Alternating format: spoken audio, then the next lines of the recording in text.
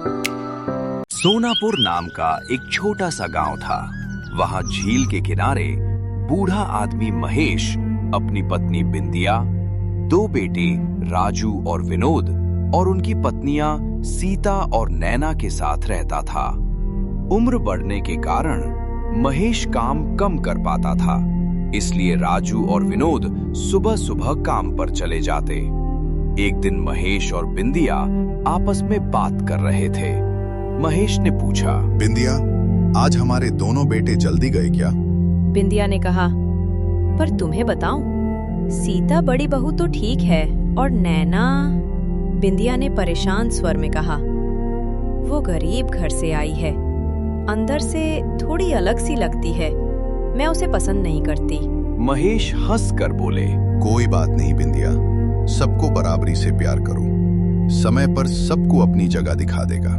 बिंदिया कड़क रही, पर महेश जानते थे कि सही समय पर सच सामने आ जाएगा। घर में रोजमर्रा की जिंदगी चलती रही। सीता दिखावटी तौर पर सब काम करती दिखती, असल काम अनजाने में नैना पर ही आ जाता। नैना मेहनती, विनम्र और सच्ची थी, पर घर में उसकी कोई बड़ी अवहेलना होती, घर वाले उसे छोटा समझते। एक दिन नैना ने सीता के लिए चाय बनाकर दी, तभी सीता ने नाटक किया कि नैना ने उसके पैर दबाए हैं। बिंदिया गुस्से में नैना को डांटती रही। नैना चुपचाप चली गई, आंखों में पानी लिए। रात को महेश ने सबको जमा किया।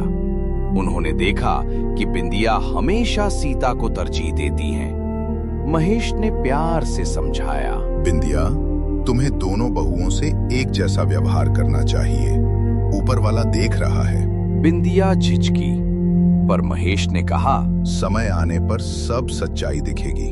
अगले दिनों घर में एक घटना घटी। बिंदिया के अलमारी से पैसे गायब हो गए।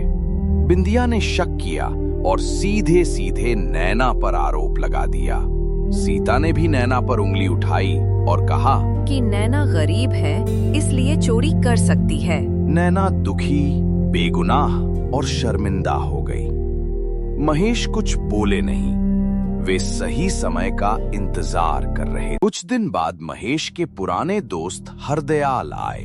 गांव के आशीर्वाद भरे मिलने में हरदयाल ने नैना की सादगी और संस्कारों की तारीफ की, और ये सब महेश ने गौर से देखा।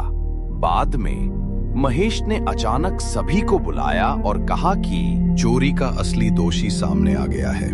वो सीधा सीधा बोले, जो तुम सबसे ज्यादा भरोसेमंद मानते थे वही दोषी था। सीता शर्मिंदा हुए बिना न रह सकी। उसने अपना अपराध स्वीकार कर लिया। वही पैसे लेकर गहने खरीदने गई थी और बस्ता छुपा कर लाई थी। सीता का चालाक चेहरा और दिखावटी शिष्टाचार सबके सामने बेनकाब हो गया। वहीं जिसने तन मन से सबका भला चाहा, नैना, उसकी सच्चाई खुली। उस दिन के बाद बिंदिया ने अपने व्यवहार पर शर्म महसूस की।